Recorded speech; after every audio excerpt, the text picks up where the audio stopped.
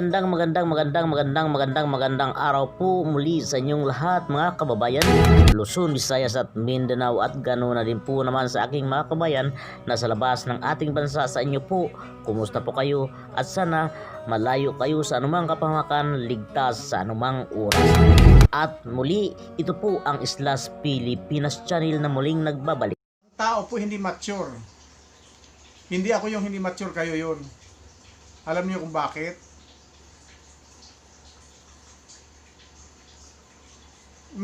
Nagkaroon lang ng pagkakataon na nagkaroon tayo ng pagkakaiba ng pananaw ngayon. Ginagawa niyo na kaagad akong masamang tao. Sa halip na, oy, salamat sa pagtanggol mo sa maikling panahon. Unang-una, wala pa akong obligasyon na ipagtanggol si Mangusin. Wala pa akong obligasyon sa kanya kasi wala akong utang. Ngayon, kung ipinagtanggol ko siya sa maikling panahon, dapat yun ay ipagpasalamat ninyo. Ganun po yung matino na pag-iisip. Ganun yung mature. Okay, tama. Hindi nga mature, pero maring ikaw ay isang immature. At naiba ang pananaw nitong si Amazing Idol dahil una, kumakampi ito kay FLM o sabi pa niya, Mangusin. Ngunit bigla itong kumontra, subalit walang dapat ipagpasalamat sa iyo ang mga supporters ni FLM or mga vloggers at defenders.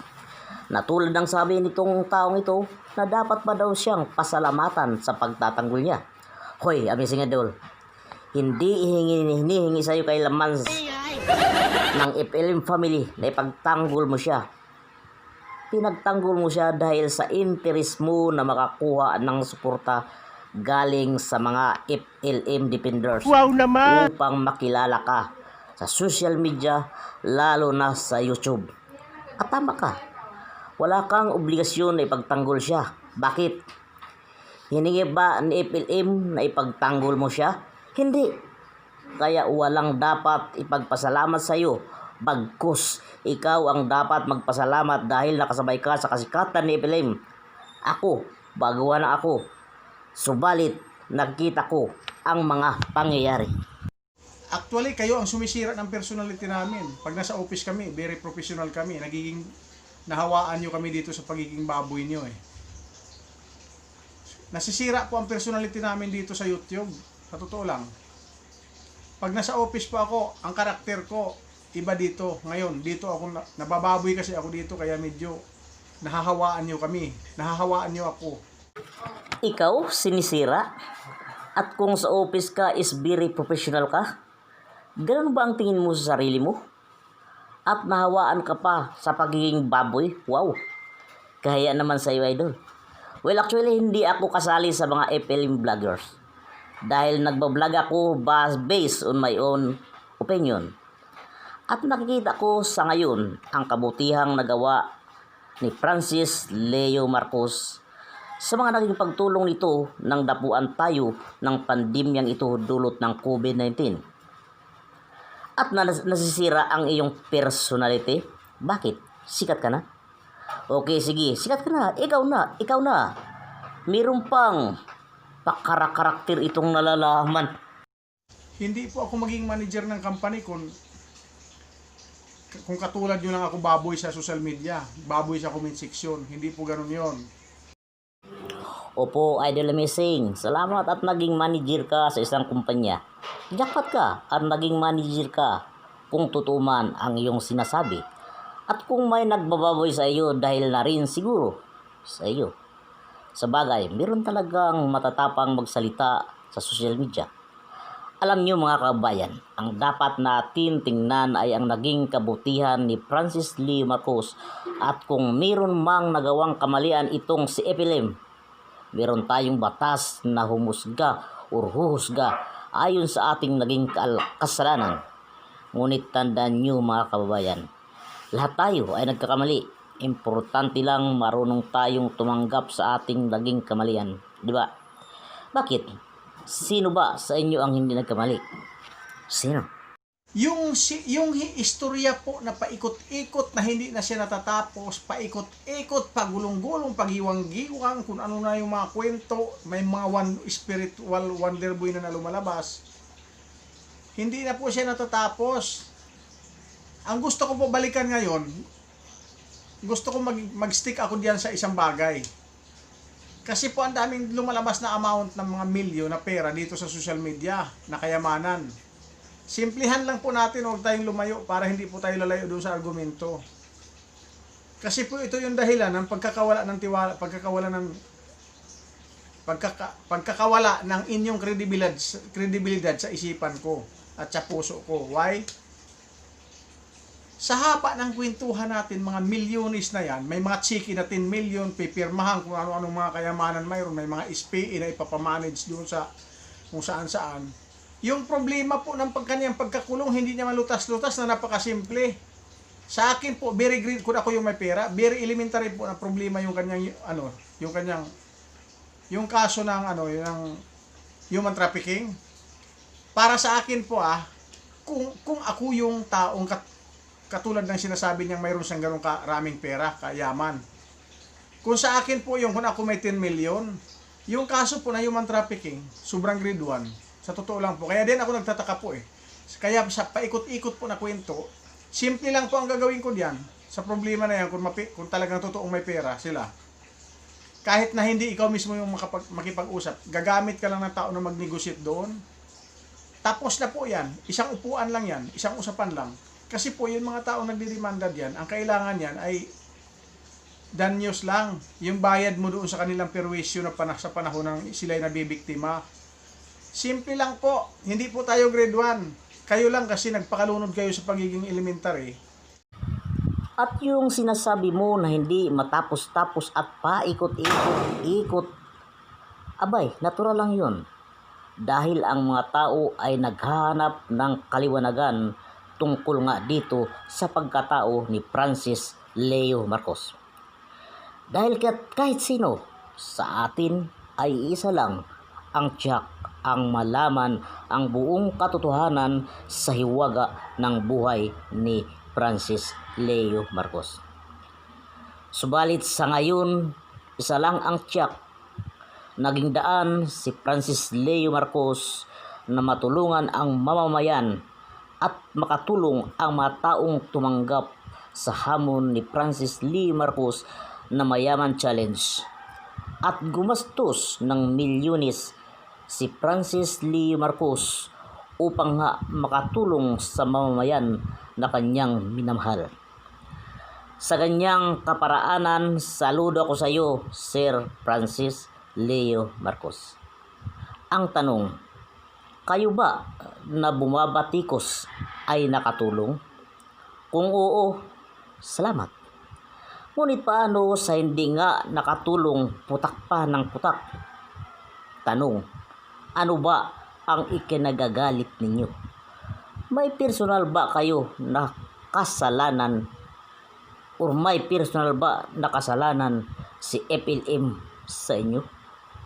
Kung wala, bakit? At bakit nanggalaiti kayo kung may pira ba talaga si Francis Leo Marcos? Ang tanong, nasaan ka ba, Idol Amazing, sa panahon na tuni-tuniladang bigas ang pinamahagi nitong si Francis Leo Marcos? Baka sabihin mo na kasinungalingan lang ang lahat ng iyon. Sige nga, magtanong ka sa mayor ng Pampanga, kay Mayor Alejandrino, Mayor ng Maynila, kay Orme, Vice Mayor ng Infanta Quezon, kay L.A. Ruanto, at sa kay Bong Revilla, Senador, makapagpapatunay ito. Sa makatuwid, binati pa nga si Francis Leo Marcos ni Bong Revilla at anak ni Bong Revilla, at sa DCRH newscaster kay Sir Henry, at isa sa malapit kay President na binigyan din ng bigas ni Francis Leo Marcos. Mga ilan lamang iyon sa natulungan nitong si FLM, mga kababayan. Marami pang iba. Marami pang iba. At may tama ka, Idol Amazing. Kung may pira nga si FLM, bakit hindi siya makalabas? Nasabi mo pa, pang grade 1 lang or elementarya. Ang tanong ulit, bakit Lahat ba ng mayaman ang pira ang habol? Na ang habol ay upang mawala sa kasaysayan ng pagtulong si Pilim? Mag-isip naman sana tayo mga kabayan. Kung para sa iyo is very simple lang ang problema na hindi malutas, at sabi mo pa, very elementary lang. Alam ko, nasasabi mo lang yan dahil hindi ikaw ang nasa kalagayan o katayuan nitong si Francis Leo Marcos. Isipin mo, idol. Sige, idol lang kita. Paano kung kaya nakulong itong si Francis Leo Marcos dahil mayroong maimpluwensya na nasa likod? Kaya ba bigyan ng pira ni Pilim para iurong ang kaso dahil yun ang sabi mo? Kaya nga hindi makalabas kasi baka mayroon malaking tao na responsable kung kaya nakulong itong si Francis Leo Marcos. Kaya wala akong nakitang matuwid, kaya wala rin akong respeto sa inyo. Okay, idol, alam ko, karapatan mo yan na hindi mo irespeto ang mga kalaban mo.